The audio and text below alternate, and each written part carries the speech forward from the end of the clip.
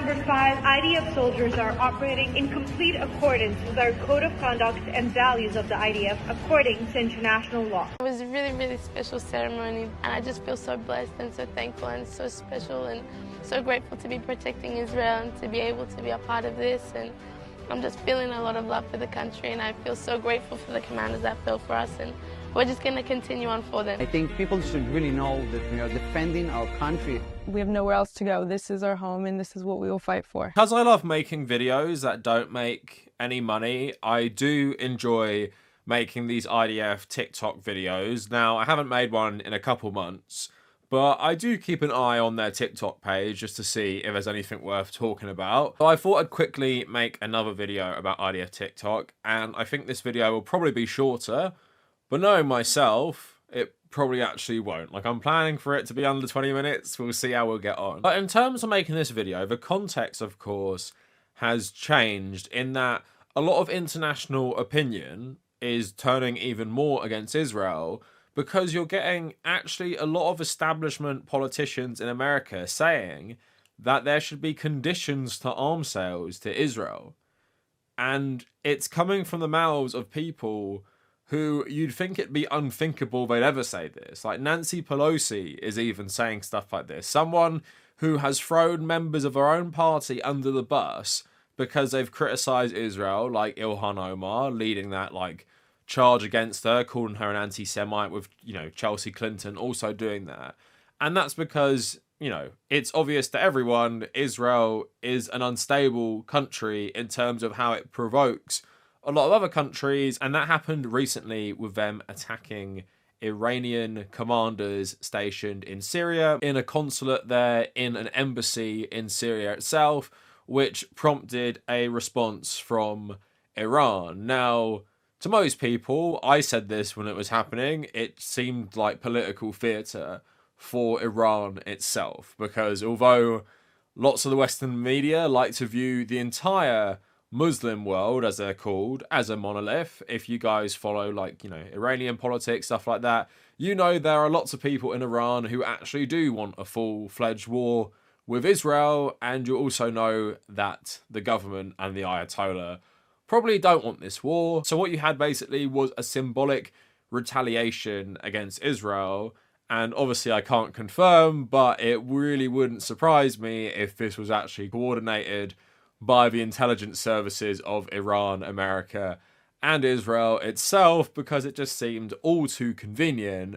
But anyway, that is the climate we're working with now, in that most people are getting pretty sick of the Israeli government's actions, in that, not content with absolutely destroying Gaza, they're seemingly trying to drag the West into a bigger regional war with Syria, Iran, and groups like Hezbollah as well. And the US has said that it's not going to get involved in this war, but Netanyahu and others like him are really relying on that, because as we covered in last week's video, I think, there are now IDF e-beggars who are asking for people to donate them equipment.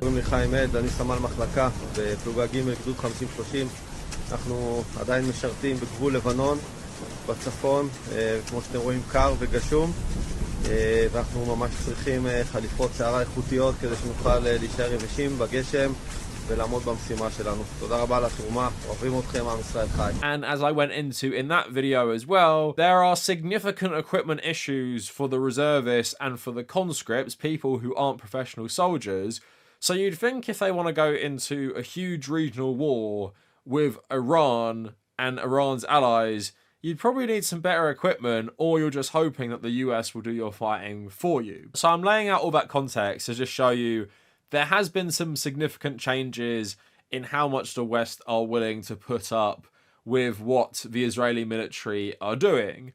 But despite those changes, don't you worry, the IDF is still pumping out the same types of woke-washed propaganda that they always do. Even just compared to any other military propaganda, it's just so cringeworthy, and it's so, like, playing into this, like, liberal identity politics stuff about, you know, girl bosses, or about how everyone is diverse and friends and all coming together to fight for this amazing liberal tolerant community. So what we're going to do today is just like look at more IDF TikTok, and they actually have a new page, but sadly it's not in English, but it actually seems like it's even worse than the stuff I've already covered. But before we go any further, please follow me on social media at the Kavernacle, on Threads, on Blue Sky, and also on Instagram, my personal and my travel Instagram. And if you want to support the channel, this video will probably get demonetized eventually, like most of my IDF TikTok videos. Please consider checking out the Patreon, where you can also access the Discord server. So there's a new IDF TikTok page that has been popping up recently called IDF Ground Forces. And I really wish this was in English as well, but it's clearly for a domestic audience. I'll show you some of them, but I'm guessing like 99% of you will not understand what they're saying. But I'm just going to show you to give you the vibe. קרבי זה. לתת מעצמך בשביל משהו שיותר גדול ממך. תמיד להיות ראשון. הדבר הכי טוב שעשיתי בחיים שלי, להשפיע באמת. חברים לכל החיים. שלום לכולם, הגענו היום לבקו"ם. אני בחרתי להתגייס לשריון כי אבא שלי וכל הדודים שלי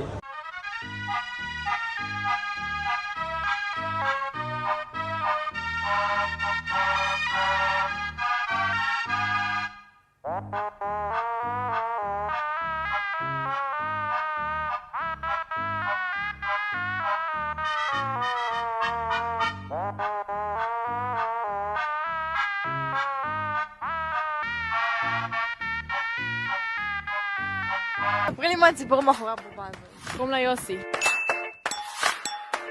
עברתי איתי כל מסע, גם לפני שהתגייסתי, גם אחרי שהתגייסתי, כל יום בצה"ל היא איתי. איזה רובה יקרו עליו? לא, אתה מגזים משהו. רעות, זו האבן שמייצגת את המחלקה שלנו. בעצם אם היא נופלת או קורה לה משהו, אז המחלקה שלנו נופלות פצועות. זה כדי להראות שיש רעות במחלקה ובין החברות במחלקה. אז סימבה הוא הצלם הכיתתי שלנו. כל המסע הוא מלווה אותנו מתחילת הטירונות ועד סוף האימון מתקדם. בגלל שאנחנו אריות הירדן, אז הוא האריה שלנו. לבובה קוראים פיקצ'ו, זה הסמל של המחלקה שלנו. עכשיו זה הקמע. So I think the purpose of that page is to give you an insight into the everyday life of IDF soldiers. Seems like it's such a fun time, and I just find it like so dystopian because it's so well documented what they're doing, right? And they're not hiding it as well. They're broadcasting it on their own personal TikTok pages. But just seeing those female IDF soldiers on purpose with like their stuffed animals, Pikachu, and how like relatable like they're trying to be. But in that as well, that's why it's just so like disgusting, because in many ways Israel, because of, you know, who makes up that society, is very westernized, right? And because of that, Israel actually does resemble like a European country. Even, you know, the accents a lot of people have there are European, English, American, Australian. It's very westernized. And that's why it's even crazier, because oftentimes we look at periods in history and we're like, well, how could those people do such terrible things? But you still have that barrier of, oh, this was Germany in the 1930s and 40s. Oh, this was Spain in the 1930s. Oh, this was Cambodia in the 70s. Or this was Rwanda in the 90s. Like, it's in the past, and there's so many like different factors: sectarianism, colonialism, religion, like horrible war and stuff. And I guess it makes you feel like populations like yours, your country, you would never do this. But when you see videos like this, to me it's just very eerie, in that even in like a modern Western democratic society, which seems so close to the ones where you think this could never happen, we could never do this. In 2024 England, we could never do stuff like this. It's just a very good reminder that yes, you could. And we're actually seeing it right now, because I've coined the term, don't know if anyone else has been using it, woke fascism, where you use like identity politics, where you use the aesthetics of progressive politics to do terrible things to other groups of people that you deem aren't progressive enough. And we're seeing the rhetoric in the UK towards Muslim refugees of how they're backwards, incompatible, they're invading the UK, the good, tolerant UK. We shall not be made intolerant by this invading force. We see that all the time, and you see a lot of people in the new atheist community use this language. And if you take that mindset to its logical conclusion, you get the IDF and you get Israel. You get woke fascist propaganda justifying just the most terrible crimes. And I guess it's just a good reminder that no matter how like modern and tolerant you think you are, your society can still do these terrible things, and they can even use this tolerance to do these terrible things. Now, anyway, let's get to the main IDF page. I mean, this person is so disgusting, and it probably just shows you like how brainwashed a lot of people are, of course, in this military, to just like broadcast yourself to the world saying this stuff. But you know, this person both doesn't feel bad and will never feel bad in their role in this. But let's have a look at this first TikTok. It's been over 100 days since the war between Hamas and Israel started. Here are 5 facts you need to know. 1. The war started on October 7th when Hamas invaded Israel. Number 2. The IDF has 2 goals for this war. Number 1, return all of the hostages safely to their homes. And number 2, make sure that Hamas will no longer face a threat on Israel. Number 3, Hamas has been caught numerous times stealing the humanitarian aid that was facilitated by Israel and the IDF. Humanitarian aid that is meant to go to the people of Gaza. Number 4, Hamas has been repeatedly operating from civilian infrastructure, sensitive locations such as hospitals, schools, mosques, and kindergartens. And fact number 5, IDF soldiers are operating in complete accordance with our code of conduct and values of the IDF according to international law. So to me, those last 2 like points put together is pretty wild. She's saying that like Palestinian insurgents are using like sensitive locations like schools and hospitals to attack, and at the same time Israel are in accordance with international law. But what are you doing to all those civilian infrastructures because you say that there's insurgents inside? If these insurgents took over schools in Israel and you thought they were there, would you do the same thing? No. And purposely targeting civilian infrastructure in this way isn't in accordance with international law. And it's also clear you're just doing that anyway. Like, you're just doing that to destroy it, to make Gaza obviously a new Israeli territory. You're even having conferences in Israel about real estate development there and stuff like that. So yeah, it's just obviously like really dystopian. Again, this person so blatantly lying, but I do love the aesthetics of her just like walking around, filming herself on her phone. It's so casual. Aren't the IDF spokespeople just so chill? And obviously I made a video recently about Starship Troopers, and I've constantly compared it to Starship Troopers in just the propaganda is just so stupid. It really feels like satire out of, I don't know, Grand Theft Auto or something, but let's have a look at even more. After 100 days in the war, one thing that gets me really motivated, the thing that keeps me fighting in this war even after 100 days, I think my motivation is my family, my friends, those who can't fight. The cause of this war is very important. I think my country was hurt. The people here, this country, it's our only home. Knowing the cause of what we're doing, how many lives we're saving. All of us here together to stay strong against the enemy. We'll do what we need to do to keep our country safe. People should really know that we are defending our country. We have nowhere else to go. This is our home and this is what we will fight for. So the image of a blonde American Israeli saying that Israel is the only home they can ever have obviously plays into this mindset. Even Joe Biden says this all the time. It's the only place that's safe for Jewish people, Israel, so we need to protect it. It makes probably more sense for an IDF soldier to say that, probably not the president of the US. The country outside of Israel with the biggest Jewish population in the entire world saying that, oh yeah, American Jewish citizens, you're not actually safe here, so you should probably consider going to Israel as well. But yeah, it's a constant thing you always hear. They're not safe anywhere else, so they must go there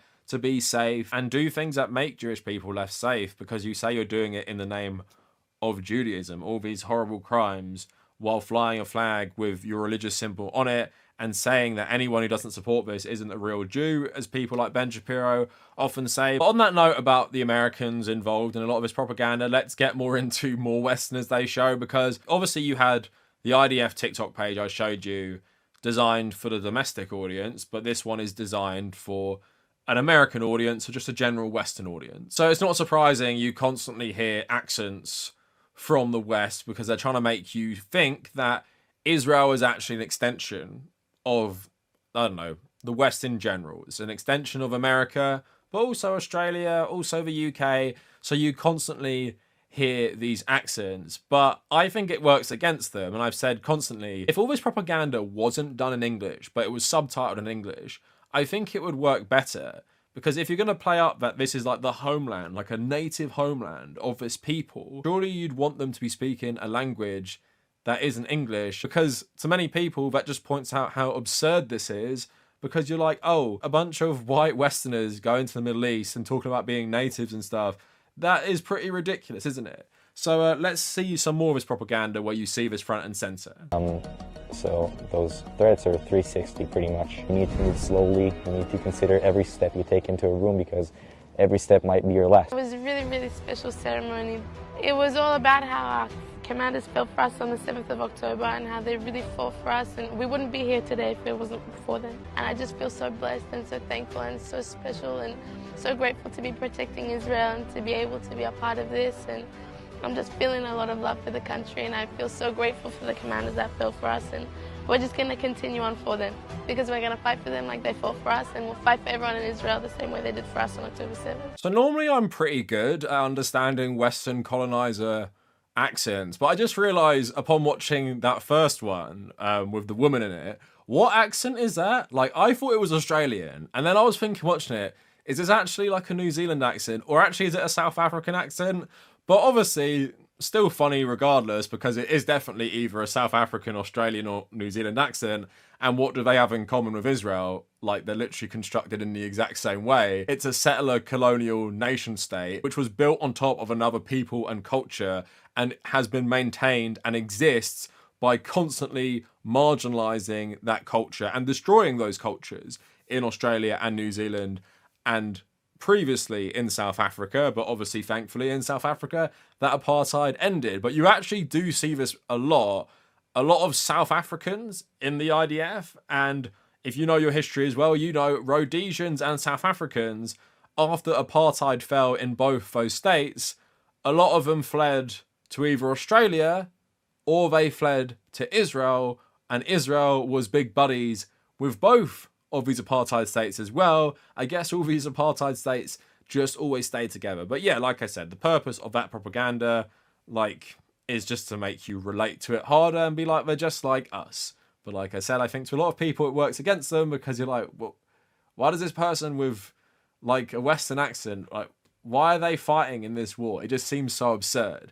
Now, I talked a lot about like woke washing before, and don't worry, the IDF is still up to its old tricks. We got some diversity and we got some girl boss TikToks to look at for the final part. I'm a Black Hawk helicopter pilot. I'm an MR instructor. I'm a combat photographer. I'm an APC instructor. I'm a field observer. I'm an education instructor. I teach combat soldiers how to drive, shoot, and operate the functions of this armored vehicle. I'm a search and rescue instructor. I'm a cadet.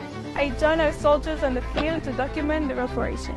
I'm a soldier in the military police corps. I protect Israel's skies. I'm a basic training commander. I'm a Spike LR missile instructor. I'm in the IDF officers course. I'm a combat soldier in training. I observe and protect the Israeli borders. I'm in the IDF technical array. I train soldiers to locate and target specific threats. I protect and observe the Israeli maritime borders. I make sure our aircraft are always ready for the next mission. I'm training to be a combat soldier and protect my country. I am protecting my country. And I am protecting my country.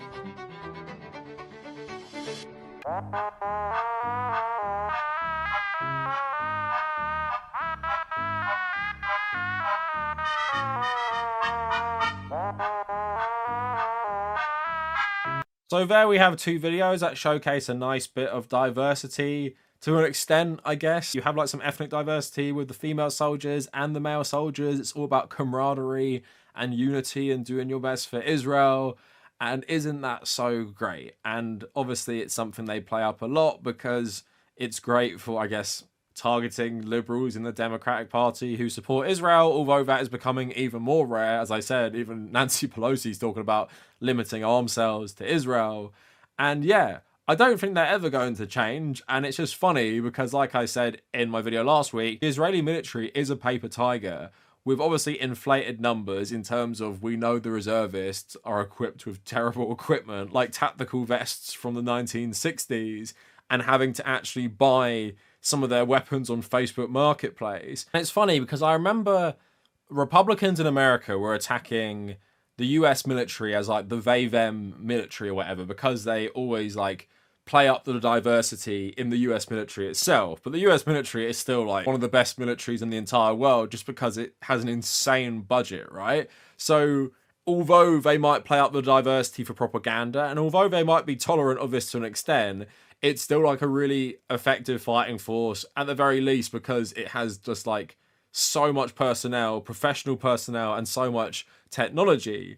Where Israel is completely different in that it plays this up, but it actually isn't a great military at all. It's just all based on its like reputation from like the 1960s, only afterwards, when America thought they were a good military, that they got all this funding. But in recent decades, they haven't fought a war with anyone who's on par with them militarily. And that's why it's so funny this propaganda is so focused on all the stupid aspects. But I guess it's just designed to get more funding and more support for the United States, and to actually draw the United States into a conflict on their behalf, because they know they actually can't compete if they have to fight a war on multiple fronts with other modern militaries, but more specifically the Iranian military. Because if they struggle with less well-equipped, less well-funded insurgent groups, which they are right now, they're of course going to struggle with like a modern military and one of the most powerful militaries in the Middle East. So yeah, that's what I think of this propaganda. It's just designed to get Americans to try and pressure our own government to go to fight on behalf of Israel.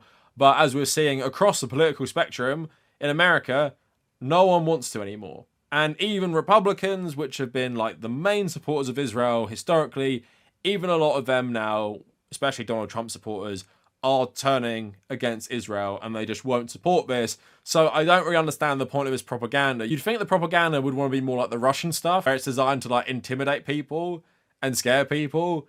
Now it just looks so stupid and so silly, and obviously like tonally just bizarre, considering, like I said, they are one of the most evil militaries in the entire world. But the vibe they depict people is like it's just some massive tolerant social club or something. But anyway, that's it for the video. Let me know what you guys think down in the comments, and if you made it this far, thank you for watching.